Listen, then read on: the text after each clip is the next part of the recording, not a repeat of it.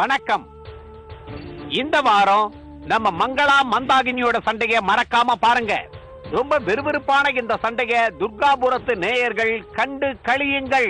பந்தயத்துல ஜெயிச்சவங்களுக்கு அம்மனுடைய கிரீடத்தையே நாங்க பரிசா கொடுக்க போறோம். இந்த பரிசை வழங்குபவர் வேறு யாரும் அல்ல, உங்களுக்கு மிகவும் பரிச்சயமான வாசு அவர்கள் தான். இந்த செய்திகள் இதோட முடிஞ்சதா நீங்க நினைச்சுக்கங்க. உங்களை மறுபடியும் நான் சண்டையில சந்திக்கிறேன். மங்களா, பாயசம் பண்றேன்னு சொன்னீங்க, பண்ணிட்டியா? என்ன பார்த்தா உங்களுக்கு கிண்டலா போச்சு இல்ல? நான் போய் அந்த நகையை வாங்கி போட்டுக்கிட்டேனே, அதுதாங்க நான் செஞ்ச தப்பு.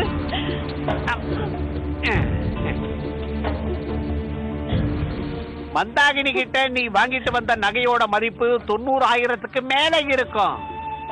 அவ்வளவு பணத்துக்கு நான் எங்க போறது? எங்கேயாவது போய் கொள்ளையடிக்கணும். நீங்க அப்படிப்பட்டவர் தான். நான் எப்ப மாட்டுவேன்னு காத்துக்கிட்டு இருந்தீங்க, இப்ப உங்களுக்கு காரணம் கிடைச்சிருச்சு.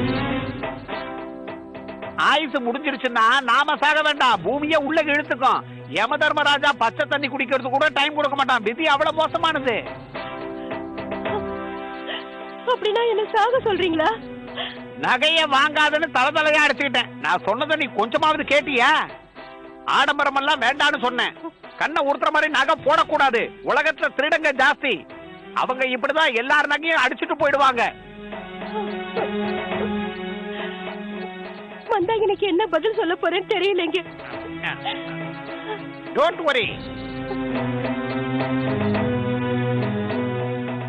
நான் தங்கையாவுக்கு பணம் கொடுக்காம எப்படி அழ வச்சேன்னு சொல்லி தரேன். அதே மெத்தட நீயும் ஃபாலோ பண்ணு. தொலைக்கணுங்கிறதுக்காக நான் அந்த நகையை அவகிட்ட இருந்து நான் வாங்கலைங்க. ஏதோ ஆசையா இருந்தது, அதான் வாங்கிட்டேன். எனக்கு கூட ரொம்ப ஆசையா தான் இருக்கு குதிரை மேல சவாரி போகணும்னு.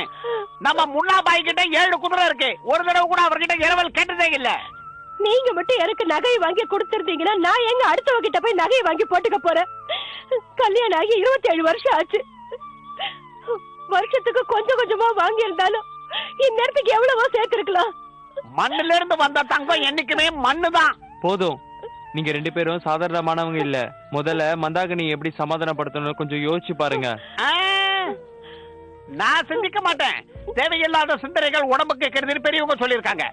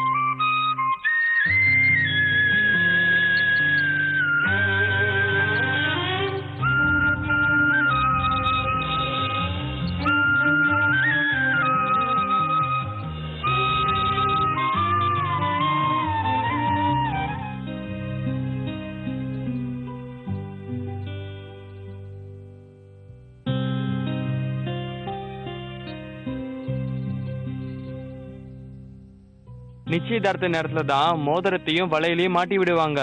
மொத்தத்துல உனக்கு சுரேந்திரன் கூட பாதி கல்யாணம் நடந்துருச்சு. தேவையில்லாம பேசிட்டு இருக்காத, சும்மா இரு கொஞ்சம்.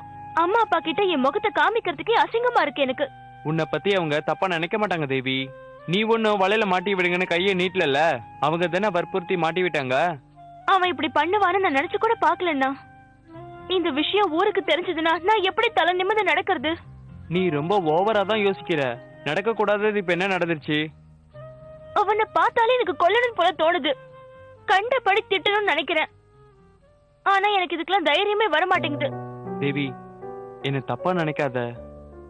சுரேந்தர் ரொம்ப நல்லவரு. அவரு உன் மேல உயிரையே வச்சிருக்காரு. இல்லனா அவங்க அப்பாவே எதிர்த்து பேசி உன் கையில வலையில மாட்டி விட முடியுமா? உன் இடத்துல வேற பொண்ணு இருந்ததுன்னா அவர் இப்படி எல்லாம் நடந்திருக்க மாட்டாரு. உன் மேல அவர் அவ்வளவு அன்பு வச்சிருக்காரு. சரி, இந்தா. என்ன இது? திறந்து பாரு. உன்னோட சம்பளம். அவர் கொடுக்கும்போது வேண்டான்னு சொல்லிட்டியா? இனிமே அவர் உன்னை பார்க்க வரமாட்டேன்னு சொன்னாரு. இந்தா.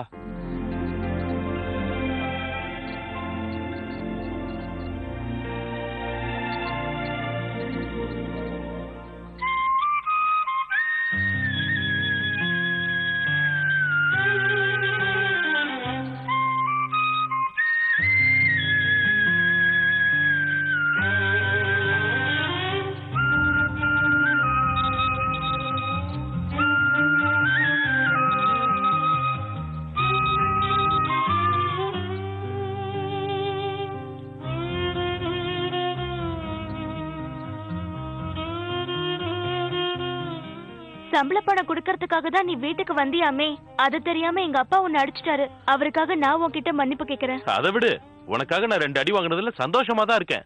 உன்கிட்ட போய் மன்னிப்பு கேட்க வந்த பாரு, எனக்கு தான் புத்தி இல்ல. ஏய் தேவி நில்லு. சரி இப்ப என்ன ஆயிடுச்சு? என் முகத்தை பார்த்தாலும் எதுக்கு இப்படி எரிஞ்சு விழுற? அப்படி என்ன நான் பெரிய தப்பு பண்ணேன்? அப்பா அம்மா முன்னாடி எனக்கு வலையில மாட்டி விட்டு தலைகுனிய வச்சுட்டியே, அது பார்த்தாதா? ஏதாவது சினிமாவை பார்த்து காதல் கீதல்னு என் பின்னாடி எப்ப பார்த்தாலும் சுத்த வேண்டியது. சினிமாவை பார்த்து எனக்கு காதல் வரல, உன்னை பார்த்துதான் எனக்கு காதல் வந்துச்சு. என் பின்னாடி சுத்தாதன்னு உனக்கு 1000 தடவை சொல்லிட்டேன். கன்னத்துல அடி வாங்கியே நீ திருந்தலையா? கன்னத்துல அடி வாங்குறதுனால மனசுல இருக்கிற காதல் போகாது. ஆனா எனக்கு உன் மேல காதலும் இல்ல, கத்திரிக்காயும் இல்ல. அப்புறம் எதுக்கு என்ன பார்த்த உடனே மன்னிச்சிருங்கன்னு கேட்ட? கோவம் இருந்தா மன்னிப்பு கேட்க மாட்டாங்க, காதல் இருந்தாதான் மன்னிப்பு கேட்பாங்க. ஏய் போடா. நீ என்ன மனசளவுல காதலிக்கிற தேவி, அப்படி இருந்து நான் போட்ட வலையில எதுக்கு நீ காட்டிட்ட?